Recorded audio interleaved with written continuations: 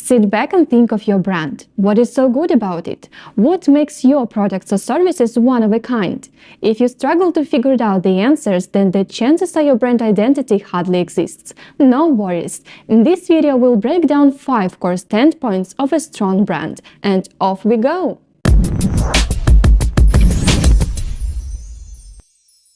The first thing to do is to make your brand purpose-driven. Make sure you have a clear view of what sparked your brand. What's the reason your company exists? Rush in circles and make money? Well, this is something you as a business person might like, but your consumers are super sensitive to such an agenda.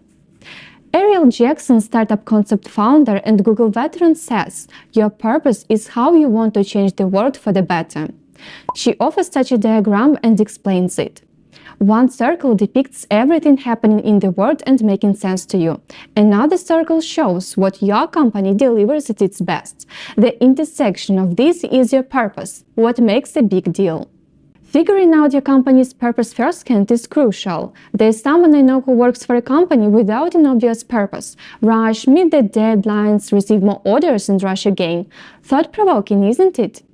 Employees and not the employer doubting the company's purposes endangers the company's existence. Make sure it's not your company. The next element for any company is being unique. I'll put it quickly here. You need to know what helps you stand out in the crowd of competition. Communicate yourself through a brand message to outline some particular functions of your product or service. This might be a company's values like cruelty-free manufacturing for beauty brands, a loyal return policy, or a specific ingredient you use or don't use. These are just to name a few. Next, a smart brand knows its target market. Knowing your perfect market is necessary for the correct brand positioning. It's different from a target audience, though. A target market is a set of consumers that a company wants to sell to or reach with marketing activities. Analyze your customer base and carry out client interviews. Look at the trends for similar products to see where your competitors focus their efforts. Next, you want to create buyer personas, learning the general demographics, personalities, and needs of your consumers.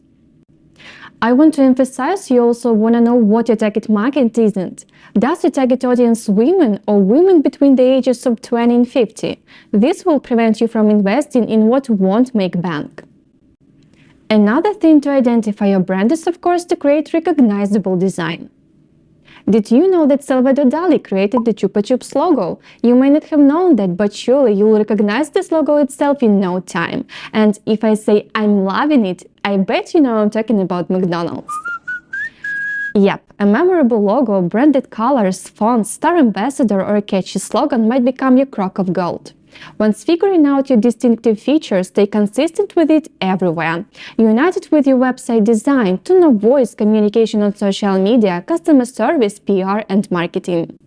SendPulse, for example, has a logo that makes sense together with the company's name. We use specific color values, not just any blue color. And if you check out our landings, knowledge base, or blog, this color is everywhere, and we stick to the same graphic design.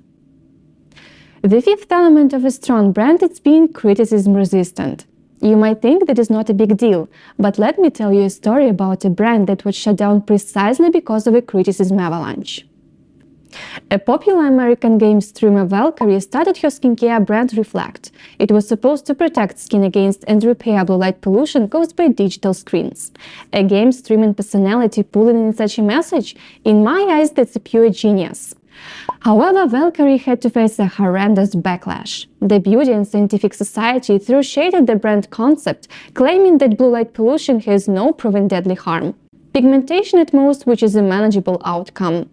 Yet the backlash was so destructive and aggressive that the streamer closed the brand before even selling anything. I find it unfair as multiple big brands produce similar skincare.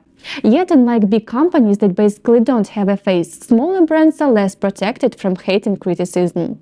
In the times of the social media realm, you might get loyally criticized for literally anything and get viral recognition you're not hoping for. So for such situations, you need a non-brand plan for managing customer disappointment, responding to negative feedback, and correcting mistakes. So here are the core elements I wanted to bring to you. What shapes your brand's identity? Share in the comments below. And that's it for today. Remember to subscribe to this channel and share it on your social media. I highly appreciate it. See you and happy branding!